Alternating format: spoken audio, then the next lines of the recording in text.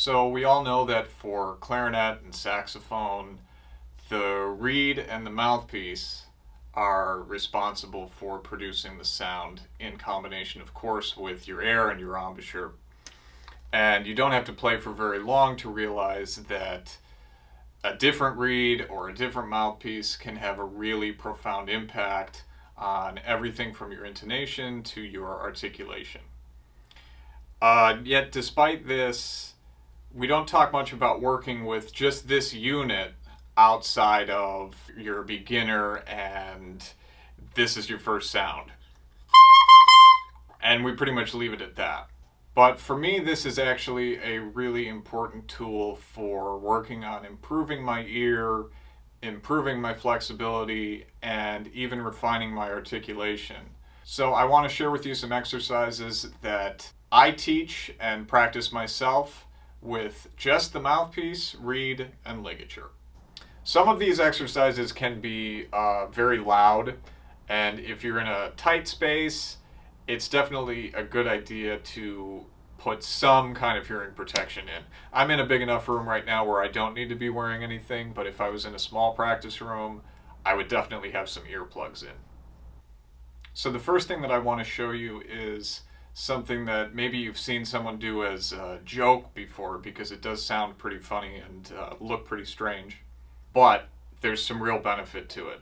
So what I'm going to do is I'm going to place my lips just sealed against the bottom tenon, and I'm going to suck some air in like I'm sucking a milkshake through a thick straw, so with some real force to get the reed to vibrate.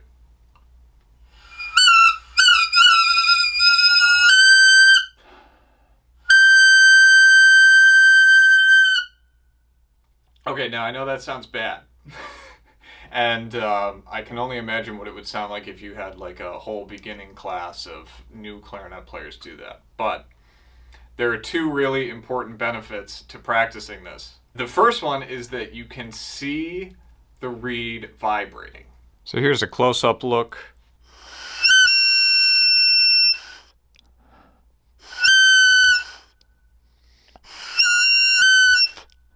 So that is a really unique way to get a sense of what's actually happening when you would play normally. And the second big benefit to learning this exercise is that it begins to train and strengthen your diaphragm, since you are sucking in against the resistance of the reed and the mouthpiece.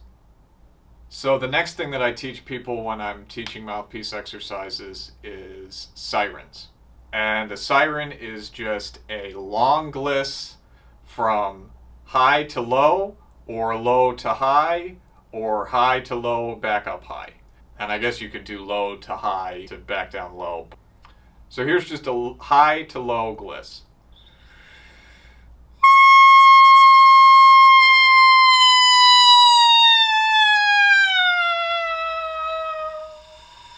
So that was an okay siren. I'm going to see if I can go for one more and get even lower. And for me, the key to this is to blow harder and harder as I get lower. And, you know, I'm not really going to describe what I'm feeling and sensing to actually make the pitch lower. Because I think that's going to be different for everybody. Everybody's going to feel something different. Everybody's going to experience something a little bit different. So just start as high as you can and get as low as you can, and gradually that will become a bigger interval. But if it's a small interval for starters, that's totally fine.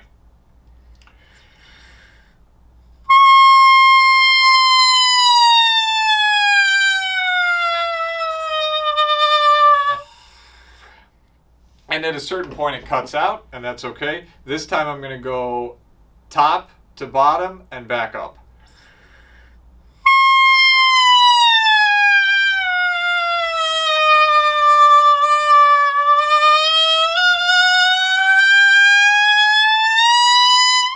So sirens are a great way to begin to just experience the flexibility of all the different frequencies that you can create with just a reed and mouthpiece. Now for getting more specific, I like to begin to walk down chromatically. So the pitch for a clarinet mouthpiece, a regular B-flat clarinet mouthpiece, will be, for me, a concert C at A440. And you can adjust that a little bit if you're tuning to a group that plays with 442. It's worth it to set your tuner to that in practice, but let's put our tuner cam up and see how accurate I can be. So I'm going to start on C, step down to B natural, and then back up to C, glissing between these notes.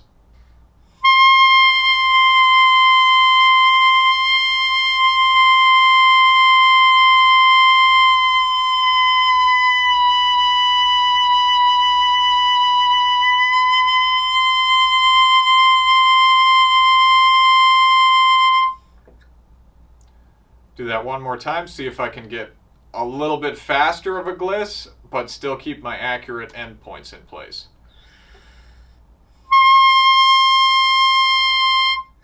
So I started quite sharp.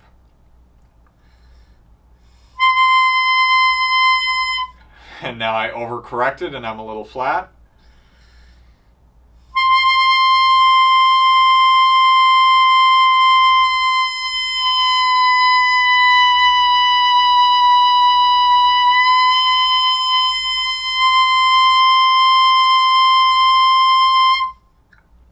So if I spent a little more time with that, I could get it more accurate faster. But it's been a while since I've practiced mouthpiece reed exercises, so maybe I need to go back to this a bit myself. So now this is the walking down part. I'm going to go down to a B natural from a C and then repeat the B natural.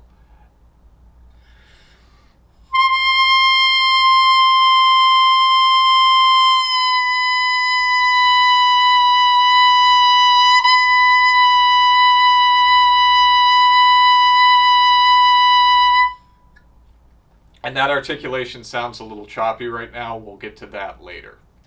So now I'm going to say that I'm on B natural. I'm going to start on B natural, walk my way down to B flat, and back up to B natural.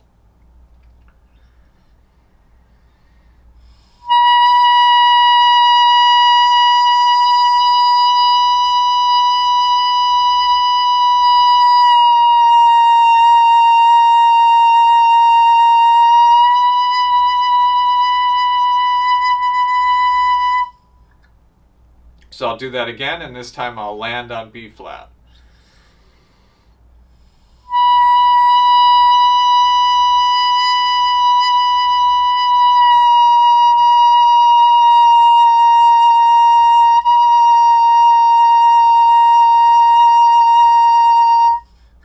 So this gets more challenging as you go lower, but I like to walk down in half steps as far as I can get.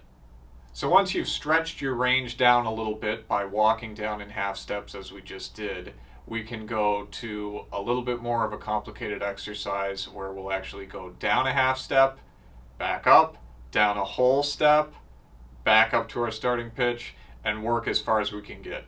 If you've ever been in a music school and hung around brass players at all, you've probably heard them do this. It's called the Remington exercise, very popular among brass players. So this is our version.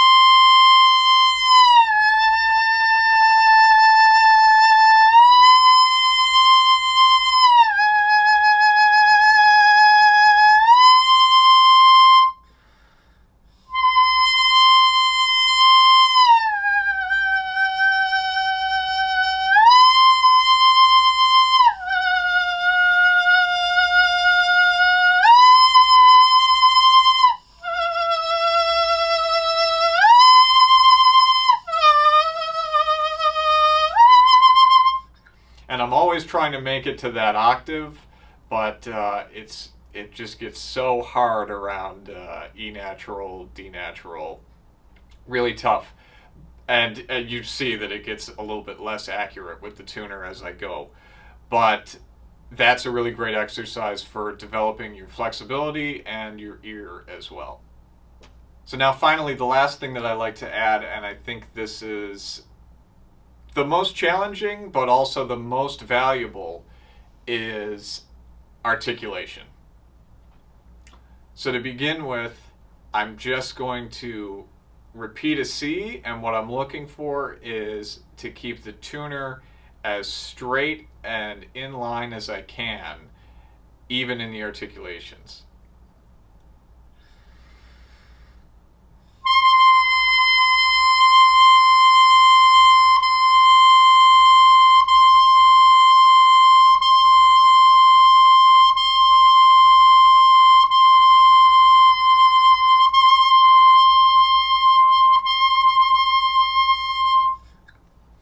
So you'll notice that there's a tendency for the pitch to maybe start a little sharp and go a little bit low and then come back to the middle.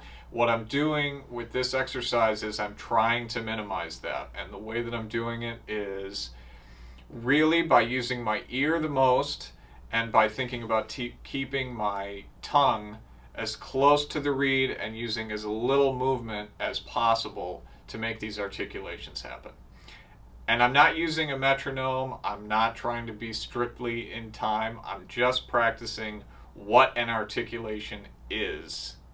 And if you want to add different rhythms or add a metronome to be even more precise as you master this, I think that's a good idea. But for starters, just getting the articulation is a great exercise. And now the most advanced is to combine articulation with the walking down exercise. So again, this is going to get more and more challenging as we get lower, but to give you an example of what that might sound like, I'll start on C and I'll just walk down, repeating pitches.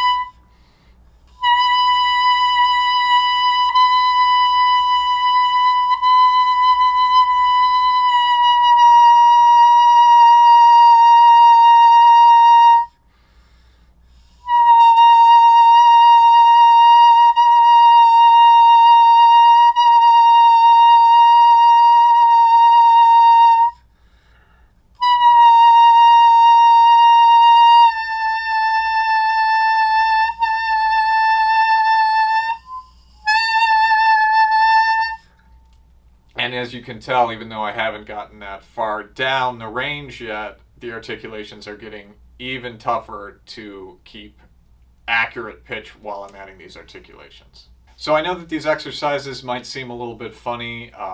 They might not sound the best, and they might get you some funny looks from anybody that sees or hears you practicing them. But for me, they're a really invaluable tool to improving all sorts of different aspects of my playing, my flexibility, my accuracy, my ear, my articulation. Um, so I would love to hear your experiences with practicing these, and if you have any questions, or if you'd like to tell me what it feels like to you, please leave me a comment below. I'm really interested in hearing what other people think about these exercises, hearing your experiences. It's really valuable to me as a teacher and as a player as well. And if you enjoyed this video and you like these kind of topics, please like and subscribe. Thanks for watching.